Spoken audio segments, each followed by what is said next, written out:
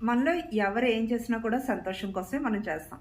అంతే కదా! మనం ఏదైనా లైఫ్‌లో సాధించాలి అనుకున్నా, లేదు అంటే ఒక నచ్చిన వ్యక్తిని పెళ్లి చేసుకోవాలి అనుకున్నా, లేదంటే పిల్లల్ని కనాలి అన్నా, ఒక మంచి ఇల్లు కట్టుకోవాలి అన్నా, లేదా ప్రొఫెషనల్‌గా సెటిల్ అవ్వాలి అన్నా, ఇలా ఏది చేసినా కూడా అన్నిటికి కూడా రీజన్ ఏంటి అంటే మనం హ్యాపీగా ఉండాలి అనే ఉద్దేశం.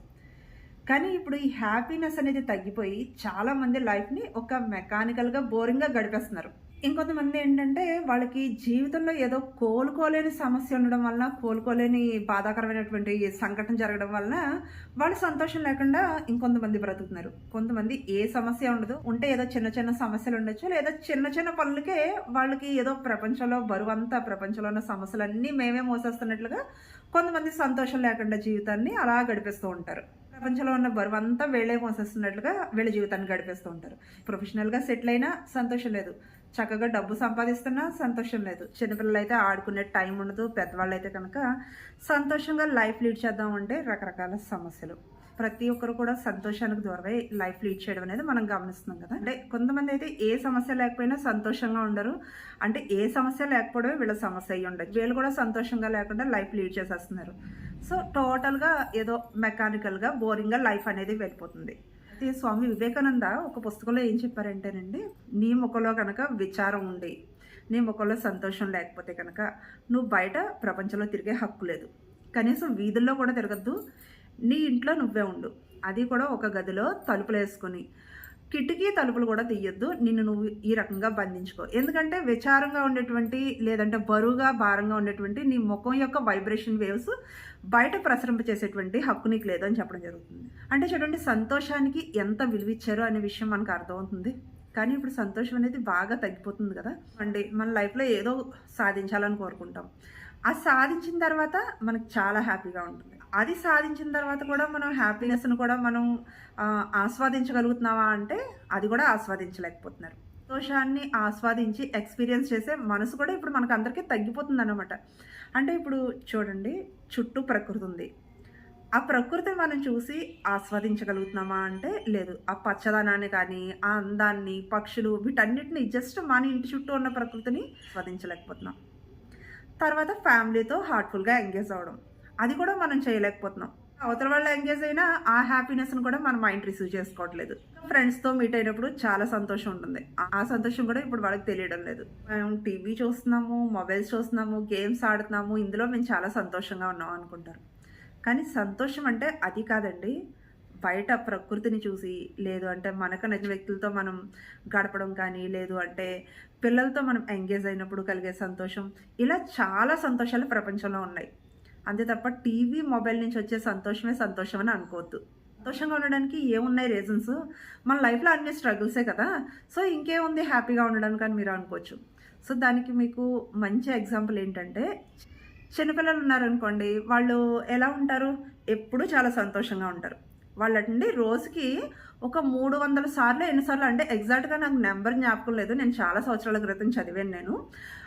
వాళ్ళు వందల సార్లు నవ్వుతారటండి రోజుకి. కానీ వాళ్ళకి సంతోషపడడానికి రీజన్ అయితే ఏం తెలీదు. అంటే మా నాన్న పెద్ద కోటీశ్వరుడు అని తెలీదు. మా నాన్న ఒక పూరు గుడిసెలో ఉన్నాడు అని తెలీదు. అంటే ఏ రీజను లేకపోయినా వాళ్ళు రోజుకి ఎన్ని సార్లో నవ్వుతారట. కానీ మనం సంతోషంగా ఉండడానికి చాలా రీజన్స్ ఉంటాయి. అంటే మనకి చక్కటి తల్లిదండ్రులున్నారు. చక్కటి ఆరోగ్యాన్ని ఇచ్చాడు భగవంతుడు. ఎలాంటి అంగవైకల్యం లేదు. ఈ విధంగా ఆరోగ్యం ఉంది. చక్కటి పిల్లలు. ఇలా మనం లిస్ట్ తయారు చేసుకున్నాం అనుకోండి, మనకు సంతోషంగా ఉండడానికి చాలా రీజన్స్ ఉంటాయి. పుస్తకం తీసుకోండి. దాంట్లో మీరు లిస్ట్ ఔట్ చేసుకోండి. ఎలా అంటే ఒక మార్జిన్ గీసుకొని ఒక వైపున మీరు హ్యాపీగా ఉండడానికి రీజన్స్ ఏంటి అనేది రాసుకోండి. ఓకే. ఇప్పుడు నేను చెప్పినవన్నీ ఇందులో నోట్ చేసుకోవచ్చు. ఇంకా మీరు ఆలోచిస్తే ఇంకా చాలా అంటే చాలా వస్తాయన్నమాట మీరు ఆలోచిస్తే. వైపు ఏంటంటే మనం హ్యాపీగా లైఫ్ లీడ్ చేయకపోవడానికి కారణాలేంటి? లేదంటే మనం అన్‌హ్యాపీగా ఉండడానికి కారణాలేంటి? అని చెప్పేసి మరొక వైపు లిస్ట్ తయారు చేసుకోండి. ఇలా లిస్ట్ చేసుకుంటే కనుక మీరు నిజంగా ఆశ్చర్యపోతారు. బాధపడడానికి ఏవైతే కారణాలు ఉన్నాయో అవే తక్కువగా ఉంటాయి. అంటే మీరు హ్యాపీగా ఉండడానికే కారణాలు ఎక్కువగా ఉంటాయి. మనం బాధపడడానికి ఏవైతే కారణాలు ఉన్నాయో వాటినే ఎక్కువగా మనం ఫోకస్ పెట్టి చూస్తూ ఉంటాం అన్నమాట. హ్యాపీగా ఉండడానికి ఇన్ని కారణాలు ఉన్నాయి కదా, మనం దృష్టిలోకే తెచ్చుకోం. ఏదో 1, 2 కారణాలు చూసుకుని వాటినే తెగ ఆలోచిస్తూ బాధపడిపోతూ ప్రెజెంట్‌లో ఉన్నటువంటి సంతోషాన్ని మనం మిస్ అయిపోతూ ఉంటాం. అకౌంట్‌లో ఒక 4, 5 లక్షలు ఉన్నాయి. 4-5 లక్షలు ఉన్నప్పుడు ఒక వ్యక్తికి మనం ఒక 50,000 అప్పు తీర్చాలి ఉంటుంది. చాలా ధైర్యంగా మనం మన దగ్గర 5-6 లక్షలు ఉన్నాయి కదా, ఆఫ్టర్ ఆల్ ఒక 50,000 కదా అని చెప్పేసి ఇచ్చేస్తాం.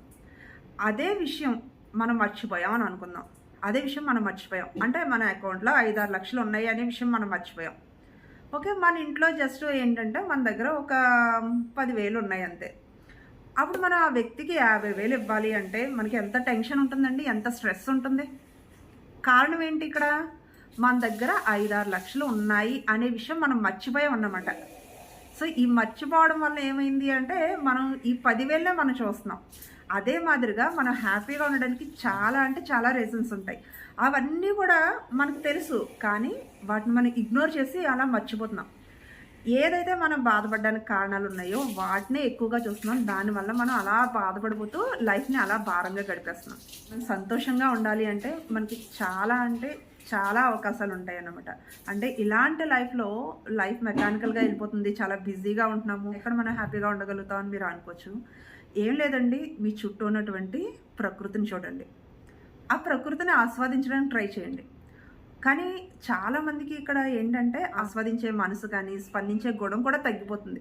నేచర్ని చూసినా, లేదంటే పిల్లలతో ఎంగేజ్ అయినా, లేదంటే ఫ్యామిలీతో ఎంగేజ్ అయినా మీకు ఏం అనిపించకపోవచ్చు, కానీ మీరు ట్రై చేయండి. ఇలా ట్రై చేయడంలో మీ మనసులో స్పందన అనేది మొదలవుతుంది, ఆస్వాదించడం అనేది మీకు తెలుస్తూ ఉంటుంది.